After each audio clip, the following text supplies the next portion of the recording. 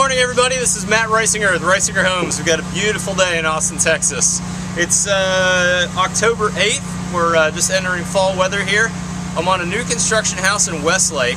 My clients had lived on this lot location for about 12 years, and they had a lot of problems with the previous house that was here. It was a slab foundation, and they actually had the slab taco quite a bit, where the outside of the slab was quite a bit higher than the inside of the slab.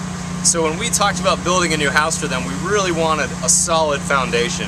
And so the foundation you're about to see here is a pier and beam house. We've got concrete piers that go up to 40 feet deep to hit rock. And then we've got a conditioned crawl space with a slab that's really just a floating slab. It's not holding any structure. So let's pan around here and I'll show you what we've got. We've just finished the concrete phase, and we just beamed the piers. And then we started decking them, and we filled in with our TGI joists. So we've got a really solid floor. This is trice joist TGIs, and then this is 1 1/8" Advantech, and then we've got some LVL beams around the edge. And the purpose of today's video is I wanted to show you how we're using closed self spray foam to make a conditioned crawl space. Let's go over and join Kerry Lafayette from Best Insulation. Kerry, how's it going, bud? Good, Matt. How are you? Good. Looking forward to getting this one sprayed. Yes. So what we've got here is Kerry and I are standing on a concrete slab down in this crawl space. We've got a perimeter concrete beam that sits on top of piers. It's actually a floating beam with carton forms underneath. And this slab we've got here is just a floating slab. It's to create a conditioned crawl space. Why don't you pop down on the video here, and we'll show you what we're getting ready to spray. It may be tough to see in the video, but we've got some concrete wall here, and then we've got a little bit of framed wall here that we call a pony wall. And then this stuff you see here, this kind of a dark charcoal, this is called termi mesh. And this termi mesh is keeping termites from coming up where we can't see them, because we're about to spray foam this, and that spray foam is going to come basically from this slab, several inches onto the slab, all the way up this wall. It's going to cover the pony wall into the joist space, and then hit just the bottom side of this deck. We're going to be spraying roughly 2 inches of closed cell foam. And then if you can look back in here, this is where the concrete portion of, actually most of the slab on the perimeter is this concrete short stem wall, so to speak.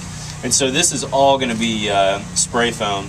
Kerry, let's stand up again and let's talk a little bit about what foam we're using here. What type of foam are we using, Kerry? We're using a 2-pound closed cell foam. Okay.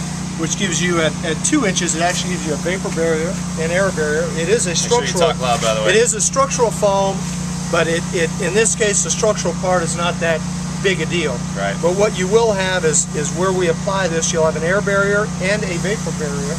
Keep out all your moisture, allow you to control your environment in this basement very well, and keep the moisture to a minimum. So a closed cell foam, will a closed cell foam absorb any water? No, it will not absorb water. That's why we call it a vapor barrier. It actually, at over 2 inches, it actually has zero permeability. Nice. So if you think about your kitchen sponge, which is a type of foam, that's an open cell. The pores are allowing water to enter. In this case, this is what we call a rigid foam, this 2-pound foam that Kerry's about to spray.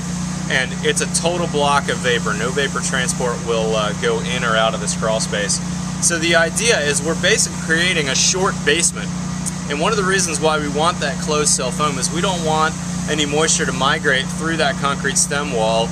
And if we did have some water that got in this crawl space, we've taken multiple measures to make sure no water does get in here. But if it did, it would not harm that closed cell foam. It would be perfectly fine. We've got floor drains in here, we've got waterproofing. I don't think we're going to have any issues with that. But if something did happen, that closed cell would be fine. The biggest reason we want to use that closed cell is because we're in a below grade situation. What other areas would you see closed cell foam used in houses typically? We use it in wine closets, wine cellars. You would see it not a whole lot in central Texas, but down on the coast, you get a lot of humidity, a lot of salt air. Yeah. But basically here it's that or metal buildings. We've used it on quite a few metal buildings here in central Texas. Yes, that makes sense. Yeah. So the reason why you'd use it in a wine room is because you might have a different humidity setting in your wine room than the rest of your house. And that closed cell foam will stop that vapor transport. Same reason why we're using it in this foundation. Kerry, I really appreciate it. I'm going to come back with the camera here in about an hour. Your guys are just getting setting up to spray foam. So we'll get some video of the guys spraying it here in just a minute. Thank you. All right, everybody, this is Matt Ricing, and we're back. It's a couple hours later, and my spray foam crew has done a really good job. I lost my cameraman, so I'm self-filming here. So let's pop down in the crawl space and see what we got. I'm just going to turn the camera around here. You can see we got our Advantech plywood here.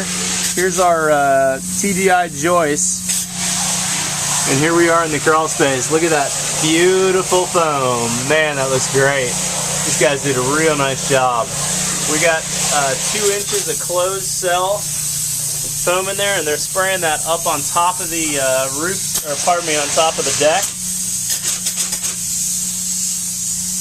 Man, that's looking great, guys. Good job. He's doing the poke test, make sure he's got the correct depth on that foam, making sure we're always spraying at least 2 inches. This closed cell is a lot harder to spray. It doesn't build up like the open cell does. The open cell, you spray it on like paint, and it'll explode to fill a full 2x4 cavity really quickly. But the closed cell expands a lot slower, so it's a little more difficult to spray. Man, these guys are doing a great job though. So I'm gonna turn the video around here. Let's see if you can. I don't know how well the camera is gonna pick this up, but we got a long run down there. This is going to make an amazing crawl space. Really excited about that. And if you look up underneath where that plywood is hitting, they've sprayed up nice in there. Just done a great job of sealing that off. Alright everybody, this is Matt Ricinger from a conditioned crawl space. This is going to be an amazing house. Have a good day everybody. We'll see you next time.